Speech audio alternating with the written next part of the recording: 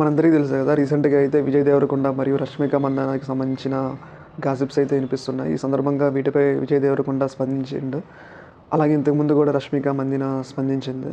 అయితే విజయ్ దేవరకొండ ఈ యొక్క విషయంపై స్పందిస్తూ మాకు 2 సంవత్సరాల క్రితమే పెళ్లయిపోయిందని, మీరు మళ్ళీ ఇప్పుడు కొత్తగా పెళ్లి చేస్తున్నారని అయితే విజయ్ దేవరకొండ అయితే చాలా విచిత్రంగా స్పందిస్తున్నారు. ఆయన యొక్క వ్యాఖ్యలకు కారణాలేంటంటే, మీడియా మరియు సోషల్ మీడియా మాకు 2 సంవత్సరాలకు ఒకసారి పెళ్లి చేస్తుందని, నేను పెళ్లి చేసుకోగానే మీడియా మాత్రం మాకు పెళ్లి చేసి పిల్లలు కూడా ఉన్నారని అయితే చెప్పే విధంగా ప్రయత్నిస్తుందని అయితే విజయ్ దేవరకొండ చాలా ఫన్నీగా స్పందించాడు.